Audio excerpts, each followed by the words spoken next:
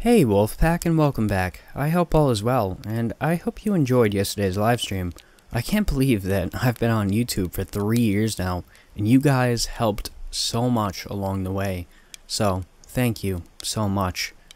And, on that note, we're back with more Dark Web stories as you've all been requesting. I know it's been a while since I've done one, but it's getting harder to find more stories about it. So, without further ado, let's jump right in. But first, whether you're sitting around a campfire, on the night shift, or even laying in bed, let my voice soothe your nightmares.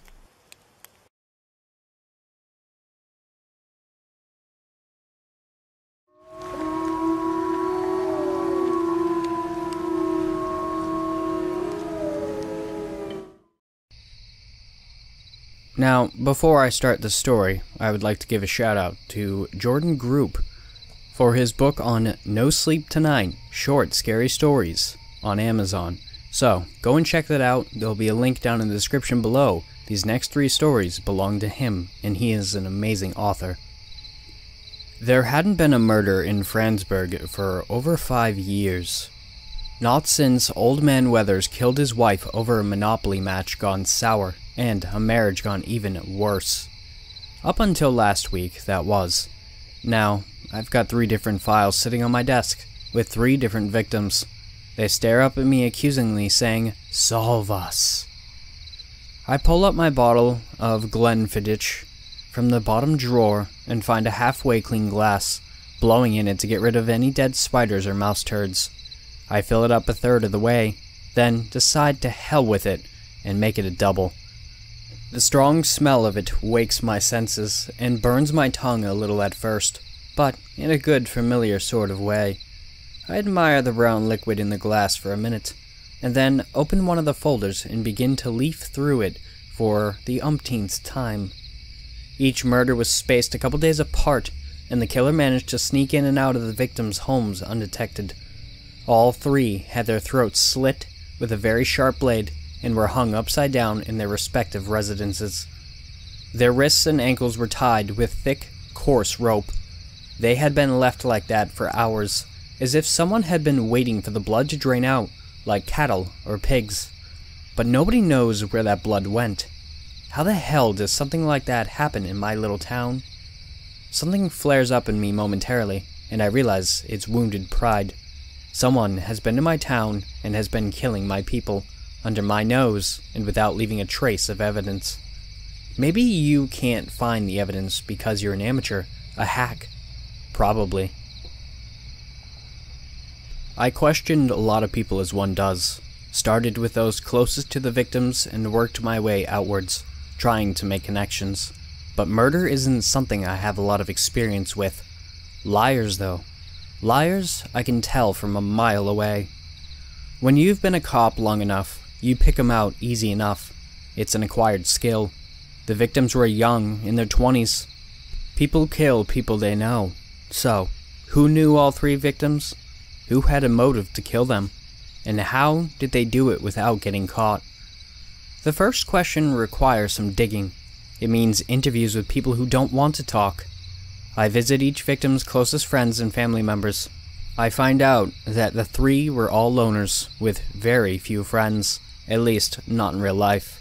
Not only that, but they knew each other. My suspicion that the murders are connected becomes a certainty. I look deeper into their lives, sussing out any details I can find.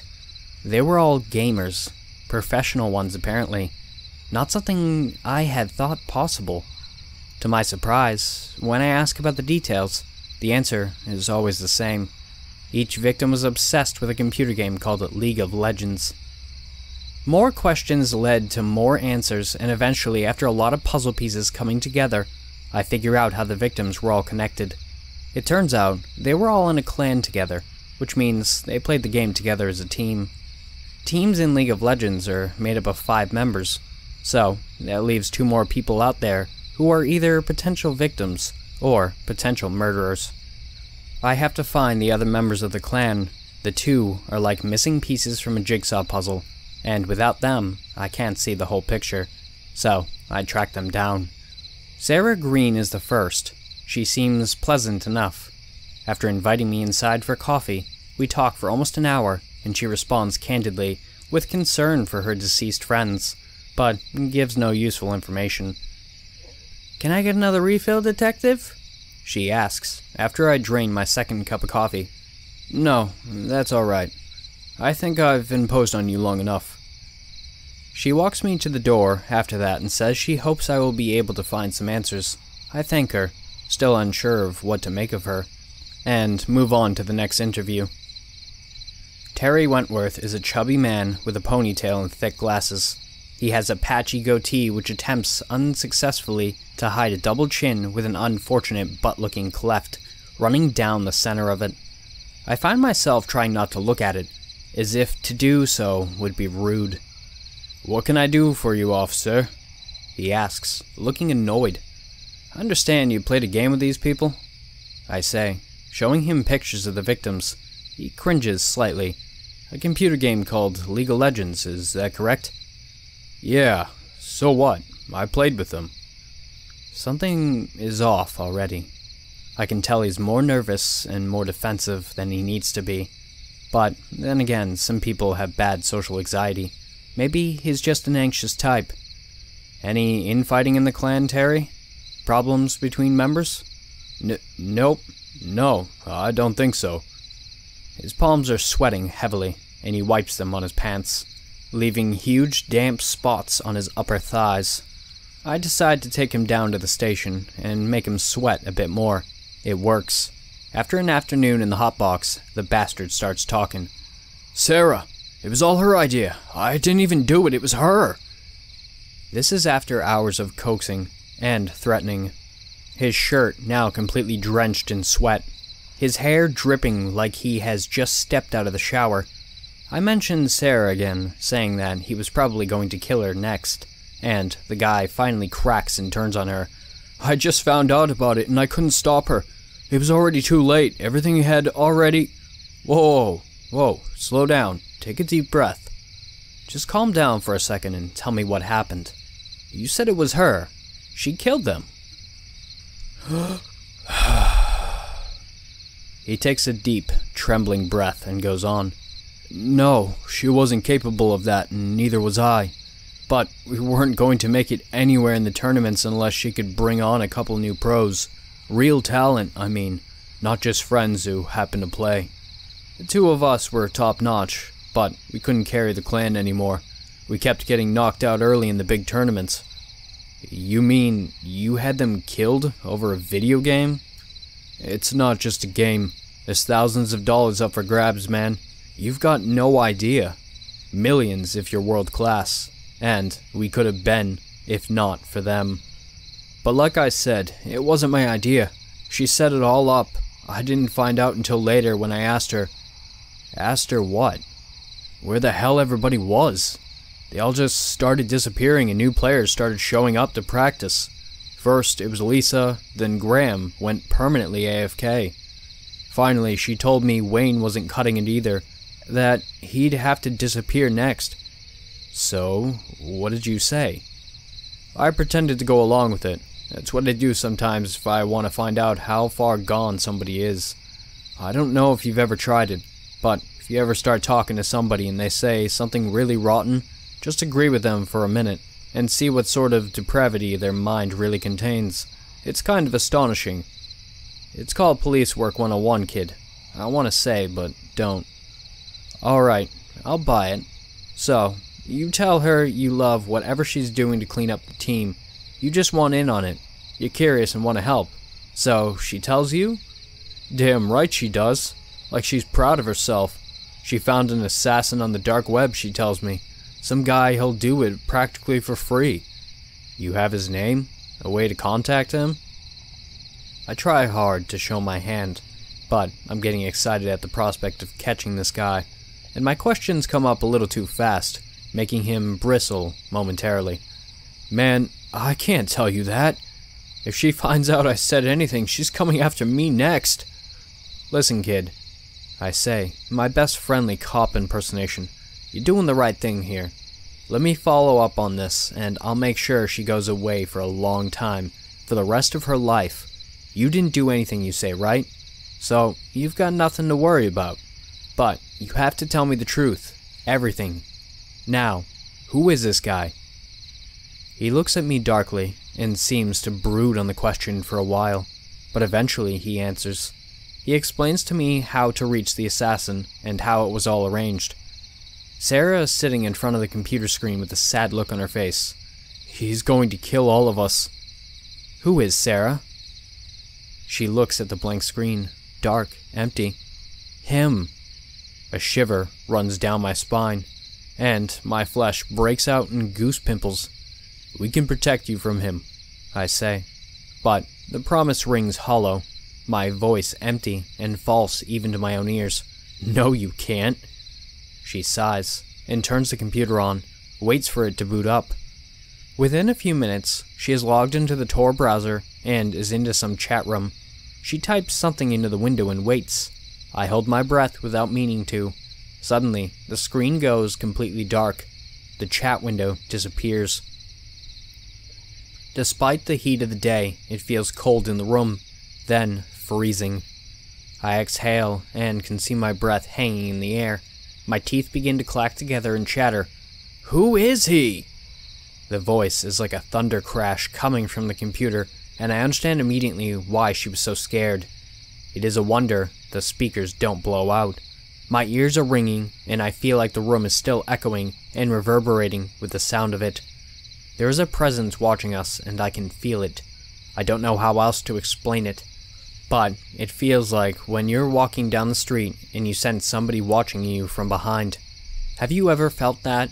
Like eyes are tickling your neck, and you turn and see that, of course, there is someone staring at you from the front window of their house?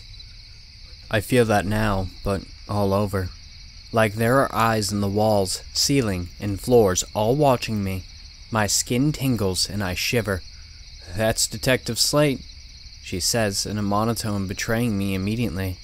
He wants to catch you. I told him that's silly, but he doesn't listen. The young woman's face is visible in the reflection of the monitor, and I see her eyes staring far off into the distance as if she's hypnotized. Then that deep voice begins to speak again, and I find myself unable to do anything but listen. Look into the darkness, Detective Slate. Don't you want to experience it for yourself? Don't you want to sleep, Detective? Aren't you tired? Suddenly, out of nowhere, there are 5 men grabbing me and wrestling me to the floor. My heart is beating out of my chest, and I am stunned to see that my service revolver is in my hand, clenched tight in my fist, yet I have no memory of removing it from its holster. The coldness of the barrel touches my temple, and my finger is on the trigger, trying desperately to pull it, despite my terrified brain pleading for it to listen, to stop, to relax. I don't want to die. I don't want to die. And yet my index finger continues to squeeze down on the trigger as if possessed. My old partner Steve, who has gotten there first, is wrestling with me desperately, and finally manages to pry my hand from the gun. Later, I try to explain to them that it wasn't me. I didn't want to do it, and something made me do it. He made me do it. I look up and see Sarah is now banging her head down hard against the steel table, as if she has no control over herself. She brings her face down again, and blood begins to splatter and spray. Parts of her face shear off, exposing muscle and bone beneath, and she still doesn't stop. Her teeth break, and chipped pieces fly and scatter everywhere. What the hell? Another officer is saying, letting go of me and rushing over to her. Then he makes the mistake of looking at the screen as well. In a rapid motion, too quickly for anyone to stop him, he pulls his pistol from the holster, cocks it, and holds the gun up to his temple. The blast is deafening in the small cement-walled room. It echoes, piercing my ears and turning them deaf for a while, then making them ring. I feel like needles are stabbing into my eardrums, and I clap my hands over them protectively. But then, my eyes betray me, and I find my gaze drifting back to the beckoning blackness of the computer screen. As if a siren song for the sense is calling me to stare at the darkness of the empty black rectangle. One very savvy officer who has been watching everything with wide eyes from the doorway runs in. He was not at an angle where he could see the screen and seems unaffected by it.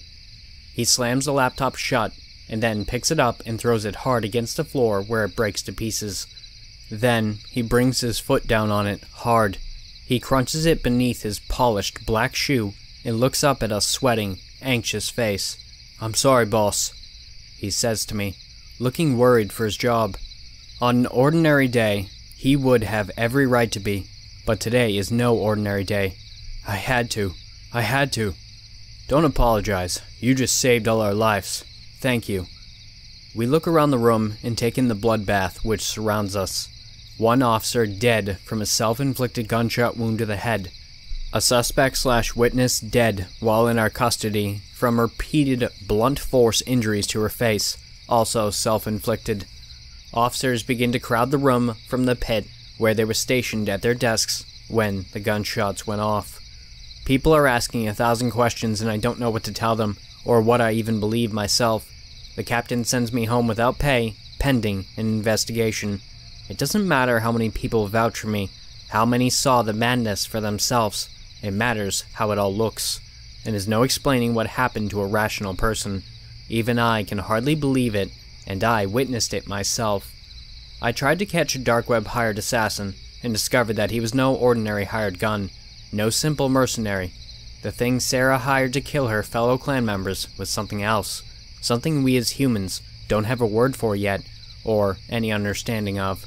Something that is spilling over into our world from another, and feeds on our flesh and blood. Somehow, I have to stop him. Some people are terrified of going on the dark web. Most people wouldn't even know where to begin. But me? I've gotten way too comfortable searching the bowels of the deep web and its darkest corners of depravity. I work as a fence of sorts, taking advantage of most people's technical ineptitude, and I make profit from selling illicit items to folks in my hometown. Once upon a time, I got these things from other sources, but nowadays, you can get anything, and I do mean anything, delivered to your door with a click of a mouse. It's cheap and surprisingly reliable. There's no such thing as morals when you have a job like I do, selling all manner of questionable items. I guess because of that, you could argue I deserve what happened to me. I was sitting in my home office, feeling bored and lonely. Having a 2-story, 4-bedroom house with a giant backyard is kind of pointless when you have no one to share it with. And the thought occurred to me again that I should get a dog. People on Instagram and Facebook had dogs, and they all looked content and happy with their lives, out in the sun playing frisbee and rolling around on blankets in the grass. Why couldn't that be me? It had been a while since I had a real girlfriend too, so the thought of using the pooch as an icebreaker for talking to women also crossed my mind. I got up the courage to finally do it, then and there deciding to get a puppy that I could raise up to be a loyal and faithful companion, to share my big house which felt so empty. Without really thinking about it, I did what I always did when I wanted to buy something. I opened the Tor browser on my laptop and went to my favorite illicit site. For some reason, the idea of going to a normal website or to a breeder or a pet store didn't cross my mind until later. In retrospect, that would have made a lot more sense. I typed in dog in the search bar, but only one ad came up and I clicked on it. Puppy for sale, purebred Southern Wolfhound, 500 USD, will deliver. There was a picture of a very cute little black dog. I had never heard of a Southern Wolfhound before. It didn't look like one I'd have ever seen either. Then again, I didn't know much about dogs. Not being one for shopping around, I punched in my credit card info and clicked the buy button. A few days later, a wide-eyed and nervous-looking delivery man knocked on my door. At his feet sat an oversized dog crate that was pitch black inside. Nothing could be seen within it. His trembling hands passed me a tablet and I signed for the delivery and brought the heavy crate into my house. The dog was a lively one, I thought to myself. When I picked up the crate, it started moving restlessly inside, feeling more like a giant python than a puppy. Its weight didn't seem to match what I had seen in the picture. I wondered briefly if there had been some sort of shipping mistake, and I almost ran back after the delivery guy. But when I opened it up, there it was, an adorable black puppy wandered out hesitantly and then ran over to me. My fears were instantly assuaged as the little scamp began to lick my face and I fell on my back, laughing. I let it jump up on me, and we rolled around and played on the floor for a while.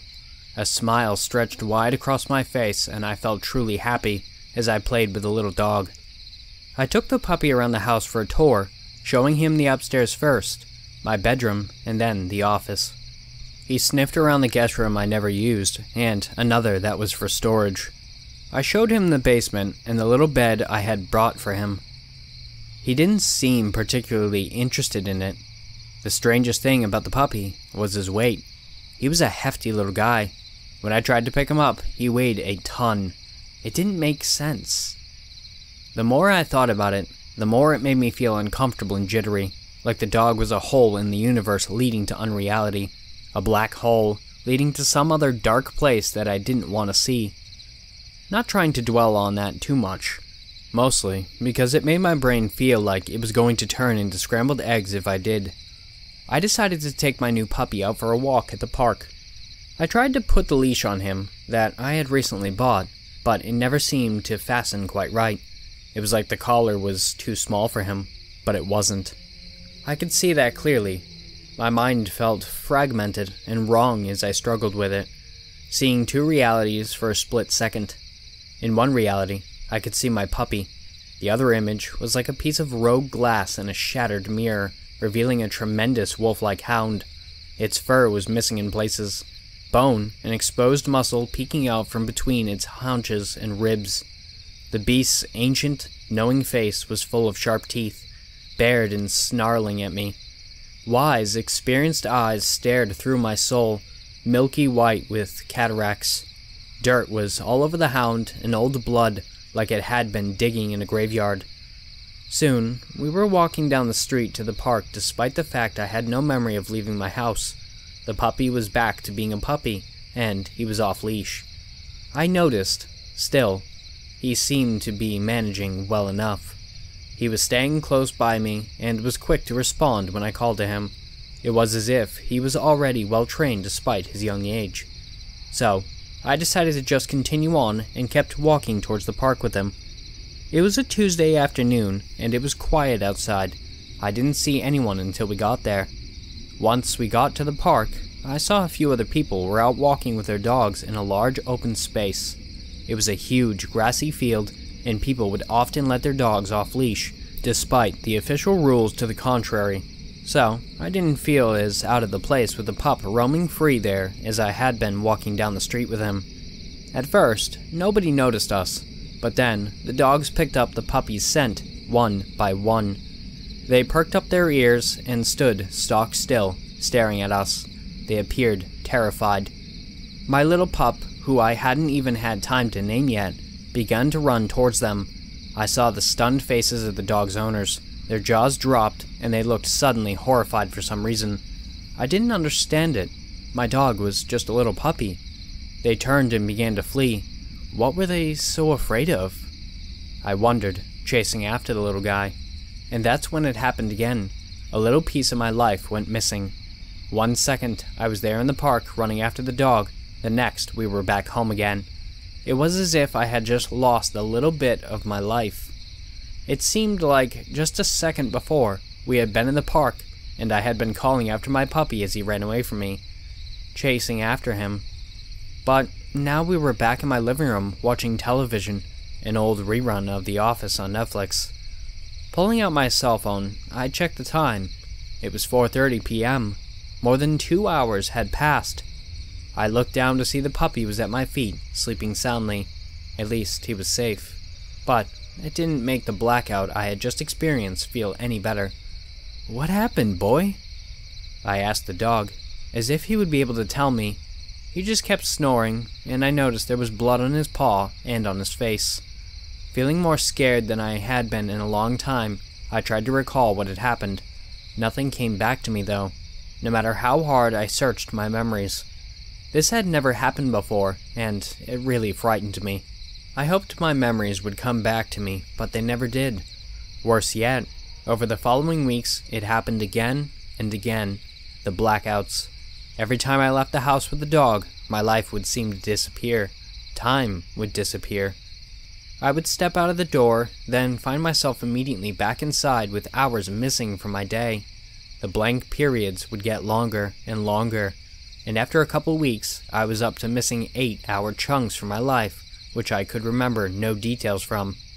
It seemed to always be when I left the house, so I started doing that less and less, hiding indoors and never leaving my home.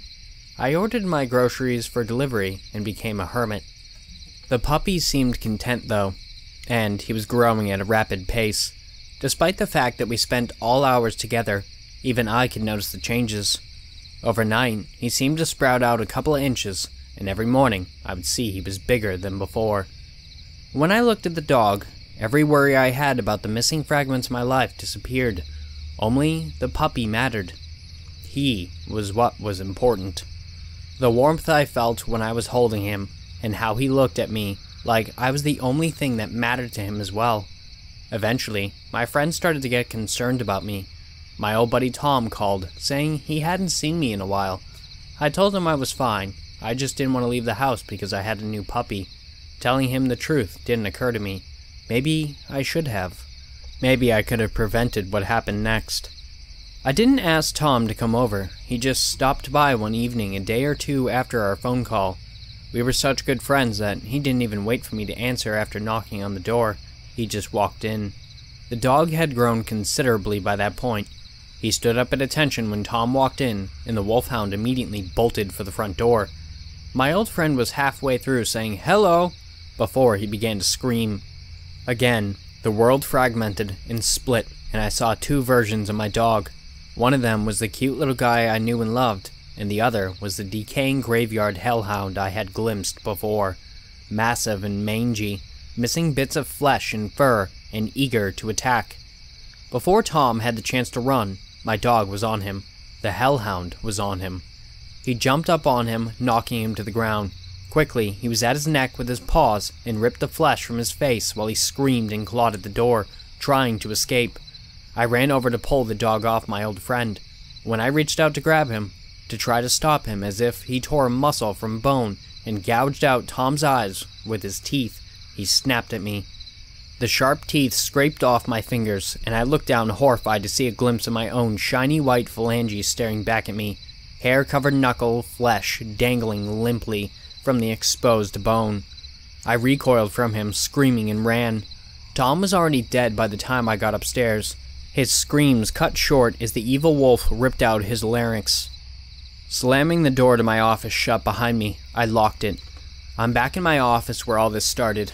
I'm terrified to go back out that door. Now that the hellhound has a taste of my flesh, I doubt that he'll be able to resist. I can hear him sniffing and scratching outside already, hungry again after consuming every last bit of my oldest and best friend. There wasn't much to do other than wait for my inevitable demise. So, I decided to browse the dark web again. I wanted to see something. I went back to the same hidden site, navigating through a series of back doors to get there, clicking secret icons hidden in the obscure websites. Once I arrived there, I typed the word dog into the search bar again. The exact ad came up, identical. Puppy for sale, purebred Southern Wolfhound, 500 USD, will deliver. This time, I decided to send a direct message to the seller, someone named Lycan. User 53. Hey, I bought one of your dogs and it just killed my friend. I'm pretty sure it's eating my memories too. Lycan. The creature you have purchased is no dog. It is a Vikalakis, an undead creature which sustains itself on flesh and blood. Like a werewolf zombie, kinda. User 53. Sounds more like a zombie werewolf to me. Can I please have a refund? Lycan. No. All sales are final. Lycan has exited the chat. With that, he disappeared back into the ether and left me with the beast scratching at my door, trying to get in. It won't be long before he gets through the door, I'm sure, and when he gets in, I'm not sure what he'll do, but I've got a pretty good idea. When my brother Noel went missing last year, the police were of little help. They told us not to worry, that it was far more difficult to disappear than it was made to look on TV or in the movies. Most people turn up on their own after a while, and their families find out, or pretend to find out, that the missing person's life was a little less respectable than they had claimed, a little bit darker and more mysterious. Some people live two lives, and nobody knows it but them. I did my own research and found this much was true. According to statistics, the chance of abduction by a stranger was less probable than being struck by lightning. You were much more likely to be kidnapped by someone you knew, and far more likely still to not be kidnapped at all. But, despite their vague assurances and unfounded assumptions, Noel never did come back. The weeks and months went by, and there was no word. It seemed like the police had given up or forgotten about him. Digging through his belongings, I tried desperately to find something that would give me a clue to his whereabouts. His computer was the best bet, I figured, since it was where he spent the majority of his time. Noel had worked as a database specialist for a big company named Proteon, and despite the fact that he had explained what he did to me a number of times, I could never properly figure it out. If people asked, I told them he was a computer programmer, since that was at least something most people could understand. He was an expert at assembling and troubleshooting computers, since my dad had owned a PC repair business when we were kids, and Noel had taken quickly to technology as a child. He was building machines for my dad's customers in his spare time when he was still in his teens. Later, he went to college for computer sciences and only became more proficient over the years. Lately, he'd been experimenting with app design in his spare time and had gotten pretty good at it. He had told me he was working on one app in particular that was extremely different from anything else on the market. I had hoped the other programmer he had been working with would know something. But I tracked him down, and that resulted in a dead end as well. Upon meeting the guy, I found he was a peculiar, disheveled-looking Satanist who refused to make eye contact with me and offered no useful information. He told me Noel had been of great help in his project, but said the rest was top secret. I went home, defeated once again. Noel's old computer was set up on his desk, so I turned it on and sat down, resolved to do some more digging. I logged into his email. Luckily, Google had saved all his passwords, so I didn't need to try to figure them out through impossible guesswork. Searching through his old emails, I had found a lot of junk mail. There was correspondence with work and family, and a few with friends, but nothing that gave any clue as to where he might be. If anything, they painted the picture of someone living an ordinary life, making plans for the future with no indication of wanting to disappear. His phone had been left behind too, and I went through that as well, looking for anything strange that stood out, but there was nothing. I sat there at my desk with the mouse in my hand for days and then weeks, looking for something, anything of use. I poured through his DOC, files and JPEGs, MP4s and MP3s, PDFs and every other damn file you can imagine, examining everything, desperately searching for some hint, some clue. Everything just turned out to be a dead end. Of course, I called the police frequently as well, but they were of no help and eventually went so far as to tell me to stop calling, saying they would update me if they found anything. I had cursed at them furiously and hung up, and that had been the end of that. I went back on his computer one night to dig through some more file folders, and I noticed something that my eyes had scanned over in the past. An icon in the sea of icons that lived on the busy and disorganized desktop. It looked a bit like a purple onion with a slice cut out of it, so I clicked on it. A dialog box with a loading bar appeared briefly, then a purple window opened up that looked like a web browser. I realized that was exactly what it was. Tor browser, it said at the top. I knew little about these things, but understood that this was an untraceable way to use the internet, since it encrypted everything being done online. Thinking back, I remembered Noel talking about using Tor.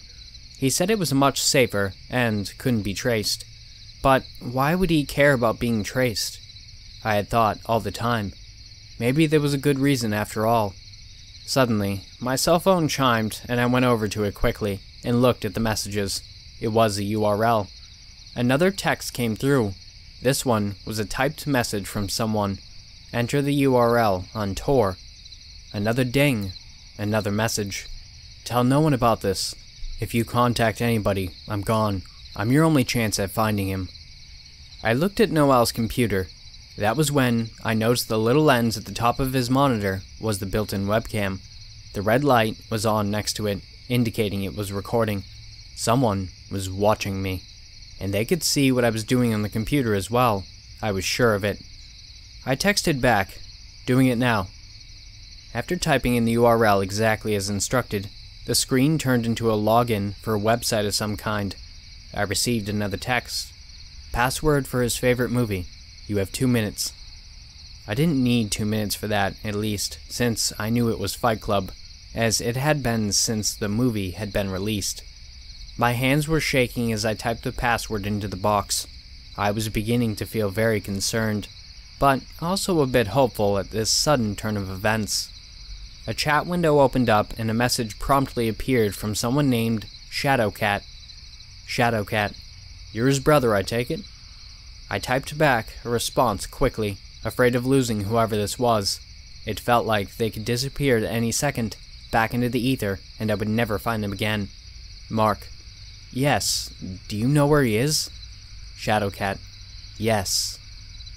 I was a little confused as to why my name was appearing in the chat window as Mark, since that wasn't my name, and I had never entered any identifiers. Was that an alias that Noel used online? I wondered. Mark. Is he okay? I took a deep breath, waiting for the answer. Shadowcat. More or less. Mark. What do you want? Shadowcat. You'll find out soon enough. Another message came through, showing another URL. Shadowcat. Keep the chat open. Create a new window and go to the URL. Mark. Okay. I typed in the URL and found myself at another website. It was a bit like eBay, except instead of selling old records and jewelry, people were selling guns, explosives, drugs, and some very disturbing categories of pornography. Mark. What the hell is this? Shadowcat. Never mind your questions for now. Do what I say, or he dies. Suddenly, an image appeared, replacing the chat window. It showed my brother Noel chained to a wall in a stress position. He was blindfolded and gagged, but I could hear his muffled screams for help. My hands were shaking nearly uncontrollably now, and I had to type and retype my reply several times before it made any sense. Mark. How do I know you'll give him back? Shadowcat.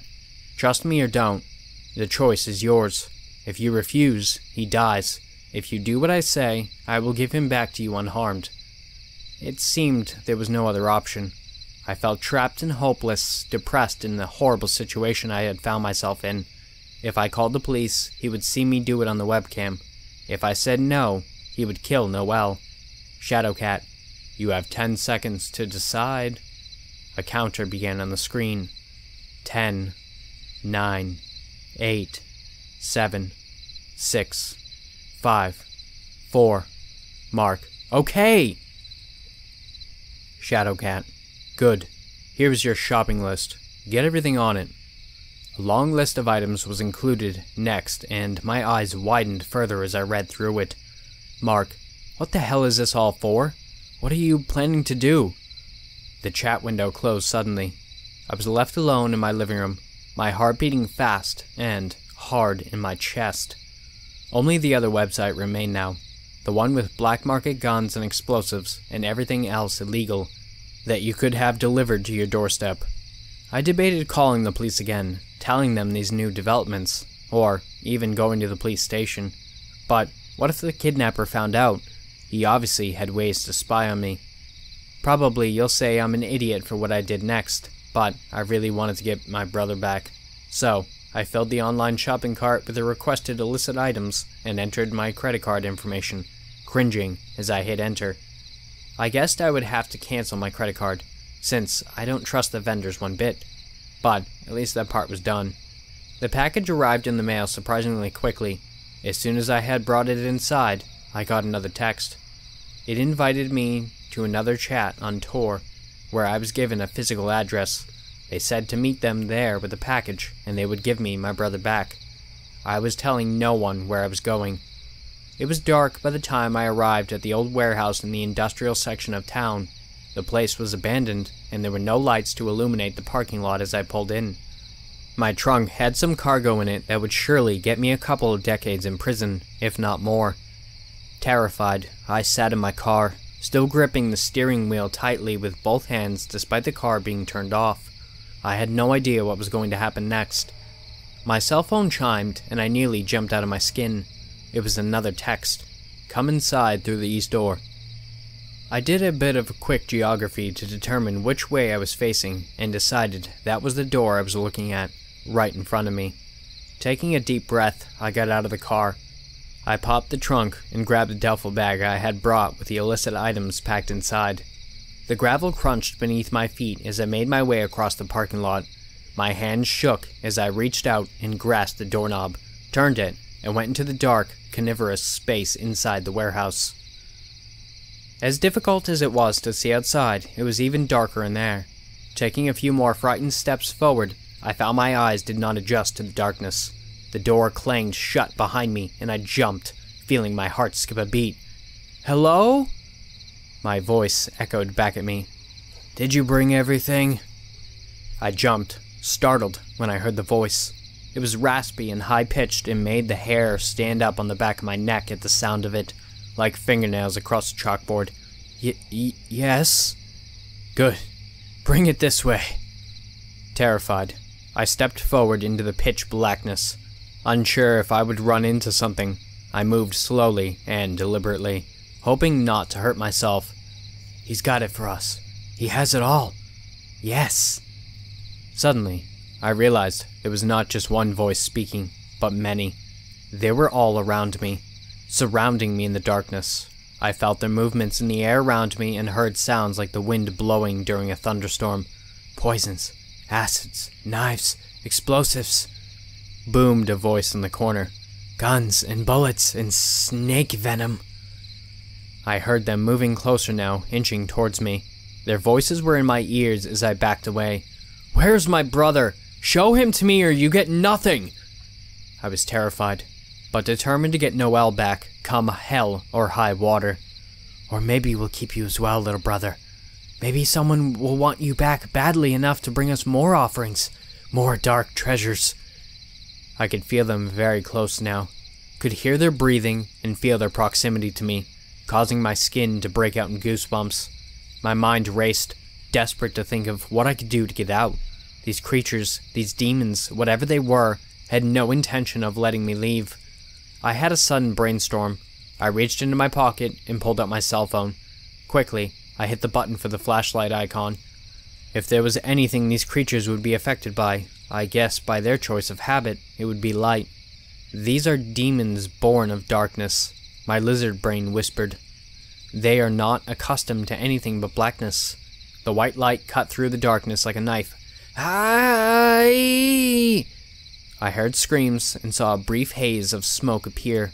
Around the edges of the light, I caused glimpses of vague forms of humanoid shapes. They recoiled from the light, and I felt and heard them moving towards me from behind. Spinning, I cast the light just in time to see one of the demons nearly face to face with me. His form was massive and bear-like, huge fangs and long, sharp talons raised in the air, ready to slit my throat. His red flesh bubbled and burst open. He evaporated into a misty haze when the light hit him, screaming in a deafening baritone, "Ah!" Realizing that the light had the power to destroy them now, or at least to send them back to hell where they came from, I spun around and round with the light, trying to incinerate them all. I saw some flying bat-like away. Others jumped up to the high ceiling and hid in the girders and beams above. I saw something at the other end of the huge space, and I shone my light in that direction. It was Noel. He was shackled to a wall on the far side of the warehouse. He was gagged and blindfolded, unmoving. I saw dark shadows around him moving quickly, and realized it was more the demons guarding him. Running over towards him, I heard the sounds of more of them chasing after me, racing like monkeys across the steel beams above, matching my speed. I blasted the demons with bright light from my phone as I got closer to him. Their shadow skin began to sizzle and burst into flame as they howled like banshees and moved away. There was no key for the chains holding him, but I was prepared. I grabbed the bolt cutters from my bag, the last-second impulse buy from my trip to the hardware store. Part of me had worried that the people I was dealing with would not let him free willingly. I had wanted any advantage I could get. The bolt cutters went through the chains with an effort, and the one holding his wrist snapped with a satisfying noise and his arm fell down limply to his side. Before I could think too much about what that meant, I spun around at the sudden sound of movement behind me. I screamed as the claws of something terribly raked across my back. The demon disappeared back into the shadows above us, leaping into the air like a bat, and I saw flapping wings as it went back up into the rafters. I pulled the blindfold and gag from Noel's face and saw he was barely conscious. I felt terrible to do it, but I slapped him hard across the face to try to get him to wake up. He groaned and stirred, but didn't open his eyes. I felt a sharp pain in my neck suddenly like knives there, and I spun around quickly again to try and catch it in the light. There was a hint of smoke as my flashlight caught the edge of it, but it was too fast and quickly disappeared again. I was suddenly feeling frantic and terrified for my life. They were becoming more bold. My hand stung after the next hard slap to Noel's face, but it accomplished what I needed. He woke up and spit blood from his mouth. "Ow! What the hell? Noel, wake up! You need to hold this light! Move it around! Keep them away!" It took him a few seconds to understand, but I thrust the phone into his hand anyways and began to work on the other chain holding his right wrist. His eyes were wide with fear, and his gaze darted around the room as I continued working on the chains. The one holding his other wrist snapped with an effort, and I got down onto the floor to work on the shackles attached to his ankles. He was moving the flashlight around frantically, but it seemed to be working. Warm blood trickled down my neck and my back from my injuries, and I felt it turn cold on my skin. "How the hell did you wind up here?" I asked, once he was finally freed from the chains. "That damn Satanist programmer! He summoned those things from hell!" "What? How?" "Never mind! Let's just get out of here!" I took the flashlight back from him and used it as a weapon, shining it in every direction, and often just in time as I saw the demons scatter from the light like cockroaches each time I swung it around. Once we reached the door, I threw it open to reveal the parking lot, and we ran from there as fast as we could back to the car. We had escaped, or so we thought. I wish I could say that everything is better now, that we fled from the demons in the warehouse and never saw them again, but those unnatural creatures knew no boundaries. They were not inclined to stay contained within the walls of that warehouse, and they were not pleased that we had escaped with their treasures, which I promptly dumped off at the police station, anonymously of course. Although I got my brother back, neither one of us will ever feel safe again. The lights in my home stay on all hours of the day and night now. Noel is the same way. I sleep during the day and surround myself with lights at night, terrified until the sun comes up again. What am I afraid of, you ask? A blackout, a blown fuse, a burnt-out light bulb, and they happen more and more lately. Anyways, I see them in the shadows, waiting, watching, patient for their chance, for the darkness to fall. Before we start, this happened just last night and tonight, and I experienced it secondhand. I will never fuck with the dark web. So, I've had this friend, let's call him Tyler, for about 2 months now. We're very close, but he lives down in the south, while I'm in the north. This whole thing started when Tyler and I were about to start up a game of Fortnite. We were on a Discord call. We were waiting in the lobby just talking when he suddenly said he heard knocking on the window. I suggested that it was just his paranoia, but he said it was real. I started to take it more seriously when he told me that he saw someone hop his fence, so that you can visualize the situation better. He lives in a one-story home with a wooden fence.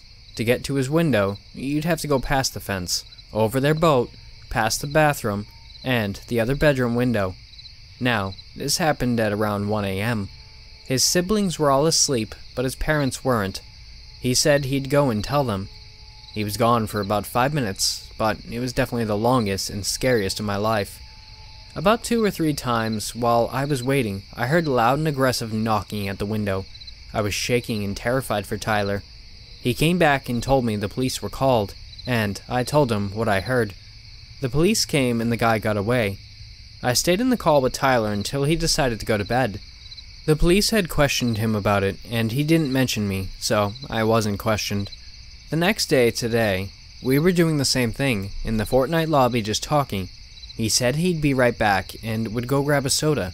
When he left, I felt my heart drop when I heard distinct knocking on the window. I told him to call the cops as soon as he got back, but he didn't believe me. He thought I was joking until he heard it as well. Despite my protest, he looked outside. He said he had seen a pistol in the guy's pocket, but that's not what the worst part was. The worst part was that there was a van outside with two other guys. The cops were called again, and they ran. I tried to calm Tyler down as best as I could. Then we heard knocking again, but this time at the front door. He was now talking to me through the headset, so the knocking must have been very loud for me to have heard it. I thought it was the police, but it turned out to be one of those guys. Thankfully, he was arrested. I spent a good half hour or more talking with Tyler trying to calm him down, and he decided to go to bed.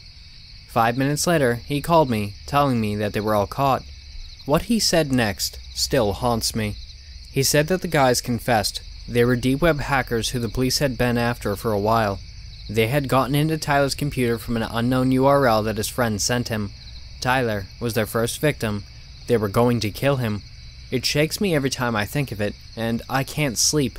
So, I decided to share this experience with everyone instead. If anything else happens, I'll post again. Update. Today is August 21st, 2018. Nothing has happened with this situation, and the 3 responsible are behind bars.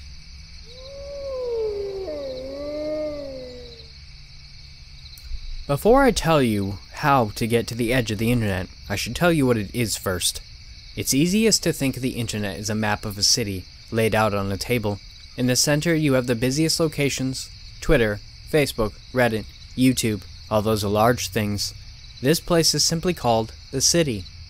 Go past these, and you get into a transition location where slightly less people hang out, but we still go, called the outskirts. This place tends to consist of the same websites, just more specific and stranger branches of them. These 2 locations don't need much explaining. They are pretty basic things, the sort of stuff most of us see on a daily basis when going on the internet. Next, we take a dark turn into the deep web, places like the Silk Road, only accessible with Tor browsers. You might think this is the edge, but we don't consider it to be, as everyone can do a Google search and find out how to get there. We call this location the suburbs, as they represent the suburbs on the map metaphor. This location is a very dark side of the internet and potentially the broadest. It covers everything from underage interaction rings to deep web cults to black market sites with human trafficking or hitmen for hire. You might think this belongs on the edge, but it doesn't. This place most people will go to at some stage just to view it, and contrary to what you might believe, it's actually a highly moderated place. Every single spy agency on this planet has access to the deepest, darkest corners of this zone, but are bought off into not interfering. After this, we begin to approach the edge. This location has been dubbed the factories, as it is to represent the factories and such that are built on the far outskirts of a city. This tends to be more of a double back into the city, as it tends to be more commonly found on Reddit and YouTube, but mostly is located on far more obscure web pages I cannot name here. It's far harder to define what it is than the location, as it's incredibly obscure. It mostly consists of short videos or text posts that are completely without context, and the context is never found. I'm going to give an example for this, which isn't something I'd normally do, but this video is considered stale, meaning I'm not harming anything by sharing this as an example. This video was originally uploaded in 2016. You may have heard of it before. The video has since been debunked. In essence, this is a video that may be found in the factories. As another example to show you how obscure these videos can be, this, again, a stale example. The reason we consider these videos to be a part of the factories is that there is no context given for them. They are just that video with nothing else. Of course, for these examples, since more people have found them, and answers have been found towards what they are and where they came from, and so we call them stale. After the factories, you get to the farmlands. The farmlands are one of the most difficult places on the internet to access, but not impossible. This place of the internet has now been obscured from common web pages such as YouTube, Facebook, Twitter, Reddit, etc. It may be possible to find the most vague of all possible traces of the farmlands on those sites, but it is near impossible and could take 100 lifetimes. As far as the actual content on the farmlands go, it is much more specific than in the factories. People who have access to the farmlands almost always know where they are, so discussion is usually limited to these things revolving around the edge or other related things. The factories are usually found on message boards for obscure websites that are incredibly difficult to access, but once there, you are free to explore the farmlands, where you'll find people discussing anything from how the edge came into existence to how the edge signifies the death of humanity. It is important to note, though, this is not the edge, merely a discussion place for the edge. Finally, we arrive at the edge. The edge is an incredibly complicated part of the internet, so it'll need a lot of explaining before you can actually understand what it is. It's called the edge of the internet because you simply cannot go any further. There is less than nothing beyond it.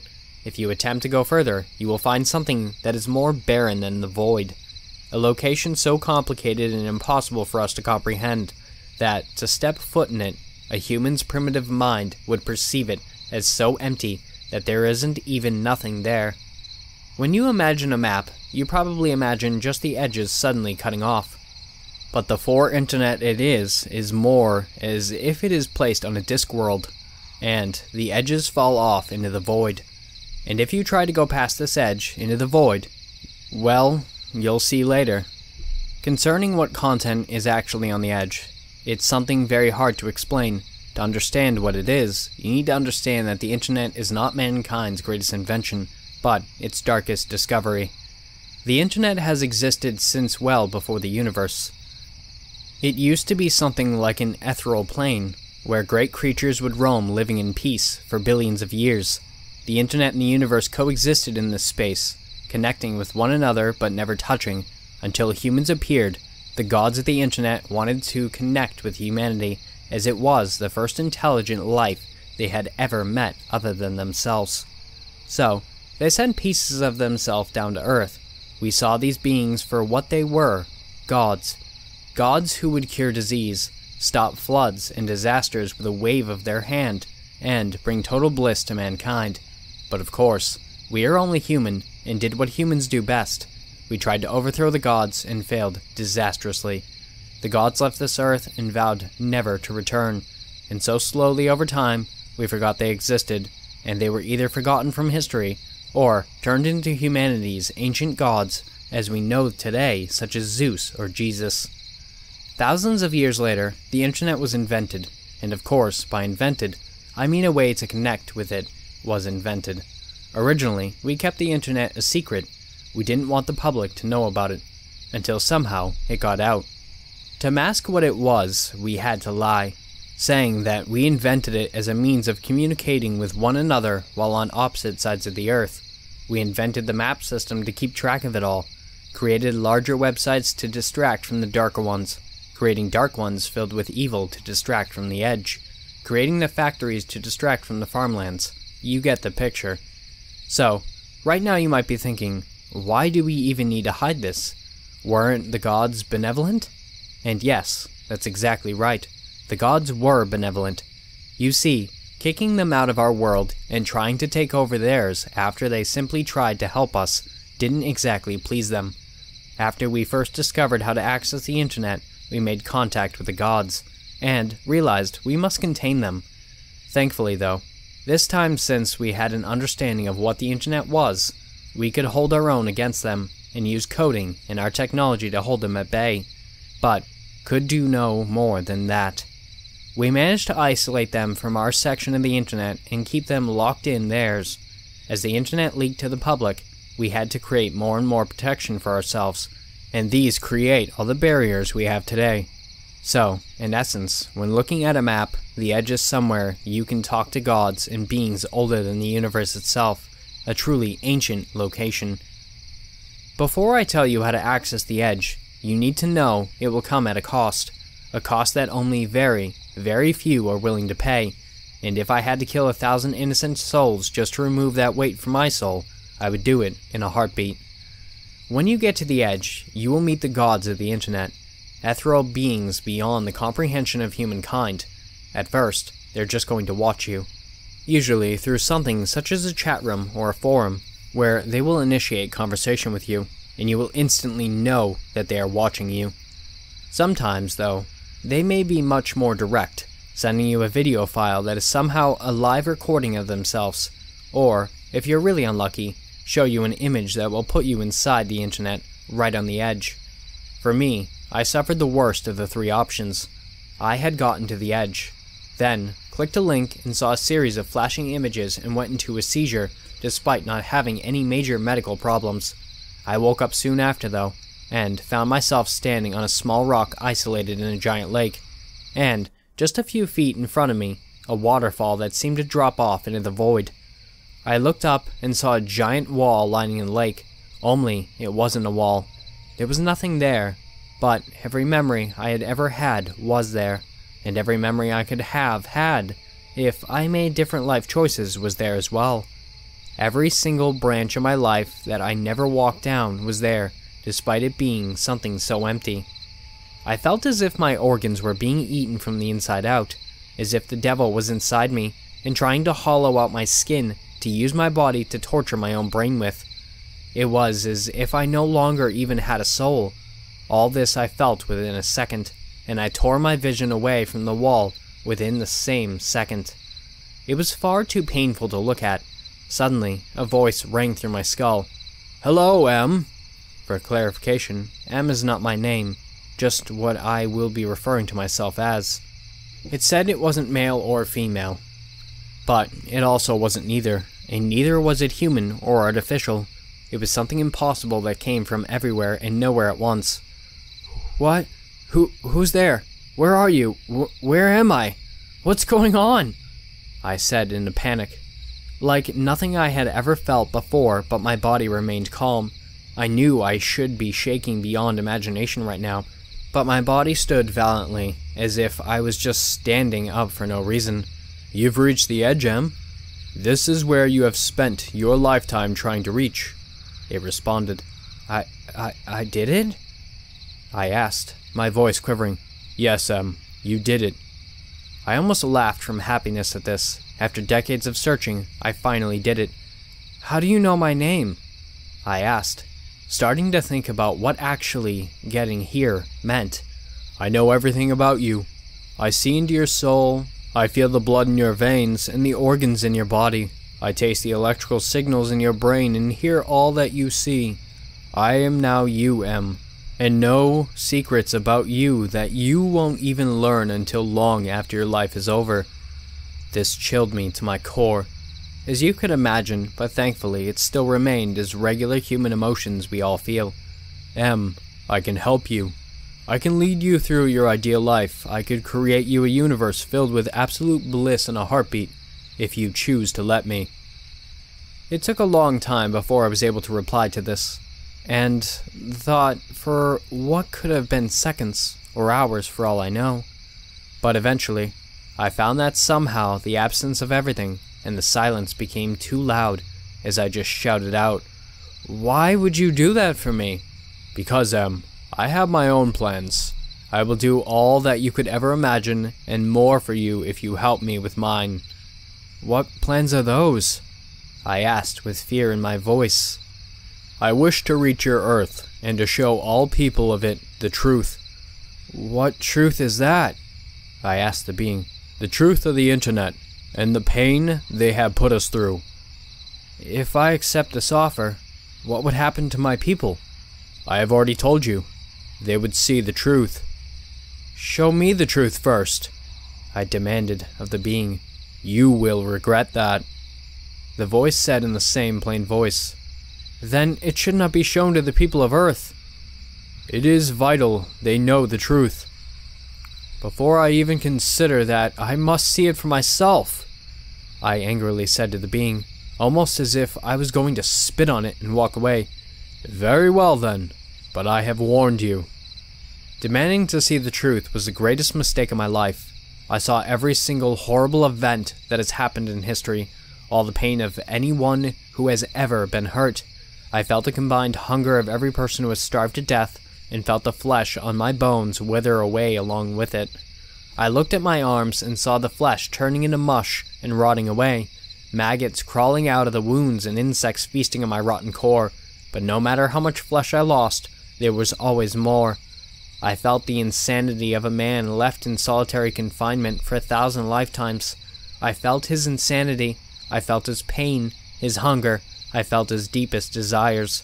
I felt his urge for mercy and to die, and I felt his tears form in my eyes, and his mind split into two over the pain of his confinement, and I felt this 100,000 times at once. I felt the pain of all those put into mental asylums to be cured. I felt what they truly had. I felt their trauma. I felt the experiments performed on them. I felt the pain of the lobotomies they were forced to endure. I felt the electrical shocks travel through their bodies as they were tied to a chair and poked with sticks for fun. I felt the pain of my head being crushed through some sort of helmet. I felt the cracks in my skull form and splinter as I felt my eardrums rupture and bleed, along with my blood vessels exploding and the blood pouring out of my eyes. I felt my jaw slowly being removed from my skull while feeling my torso stabbed 1,000 times. I felt bugs crawling inside of every orifice I have and under my skin. I felt the pain of every mother who has lost a child. I felt all their tears. I felt all their trauma. I felt every single thing each one of them felt. I felt the child's death and all the pain that they had suffered. I felt all of this countless times over. Any single time in human history that a person had ever felt pain, I felt that exact pain all at once. I felt the death of each human, each tear cried, each small scab, and the pain of those who have been skinned alive. I felt every single one of them, all at the same time, and despite there being trillions of indescribable events happening all over my body at the same time, I could feel each and every single one.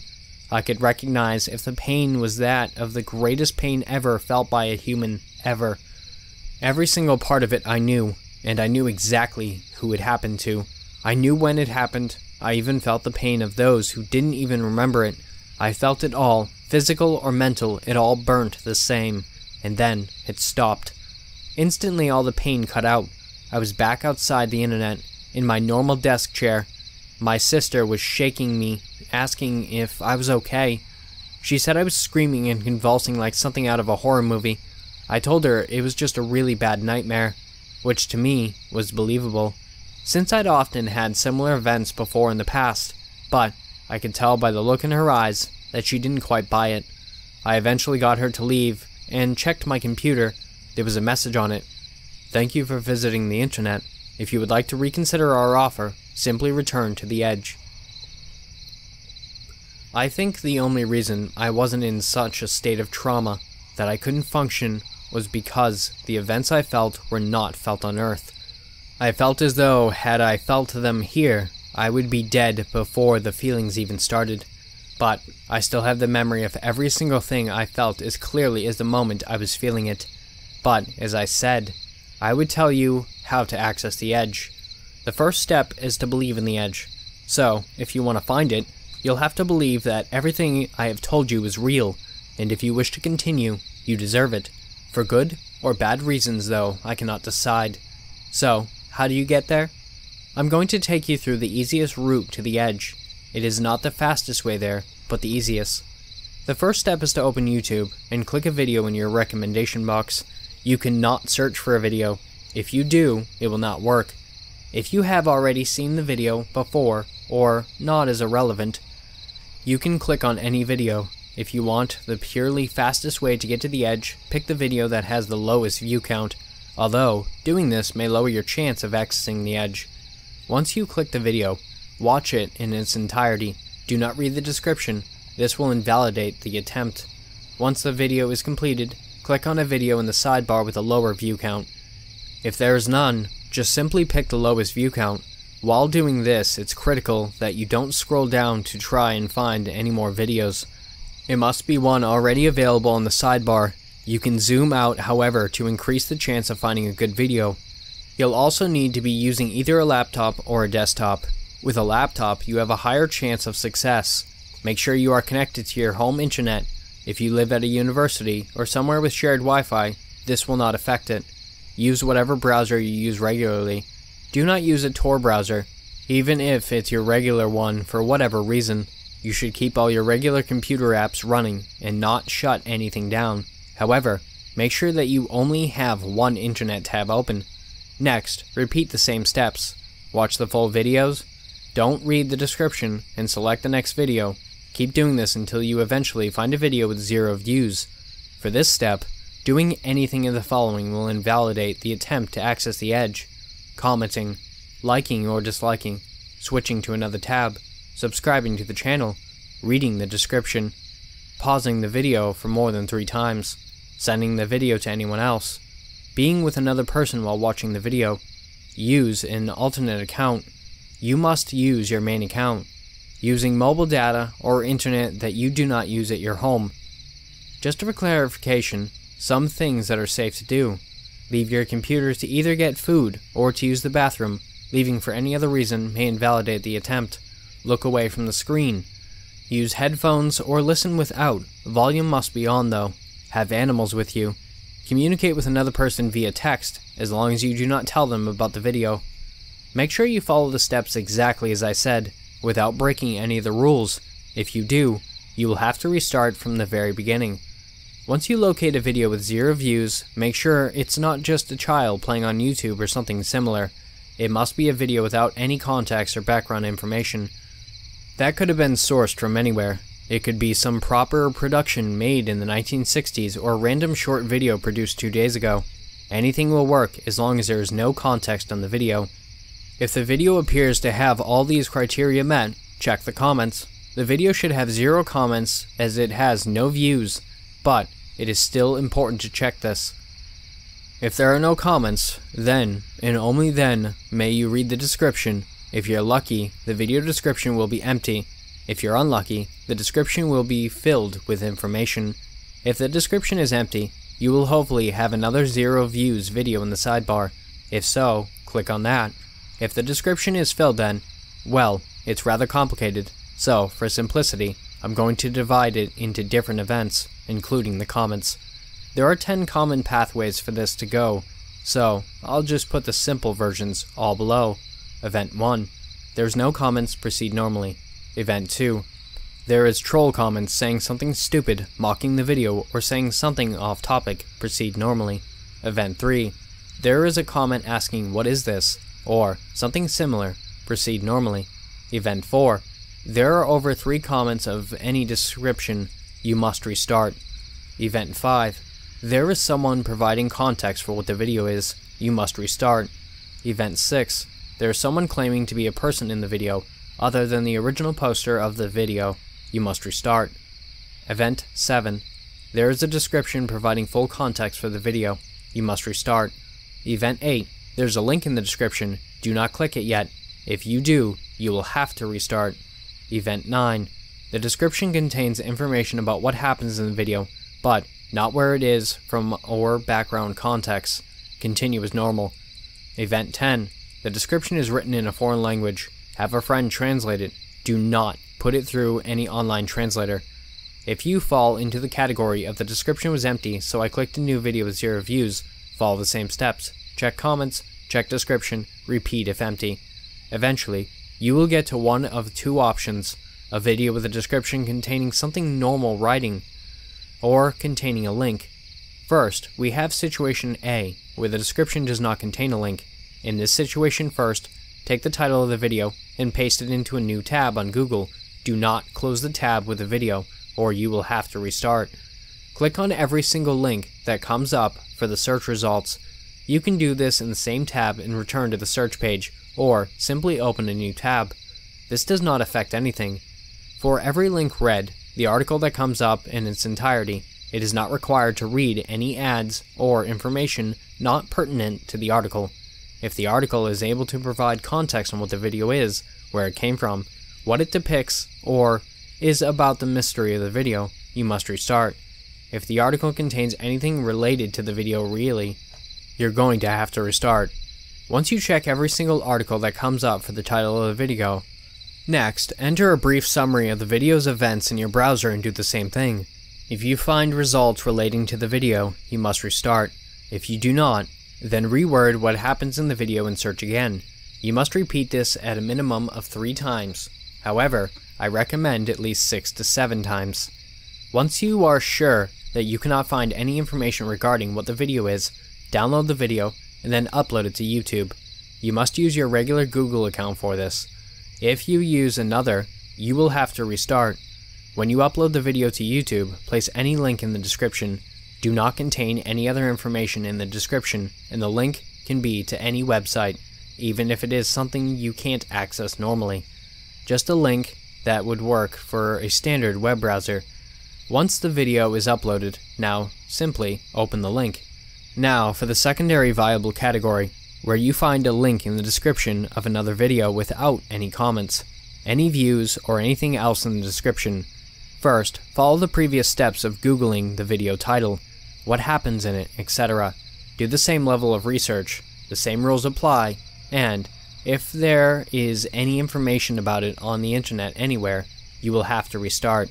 If there is no information on it, simply open the link. You can do this in a new tab or the same one. It has no effect.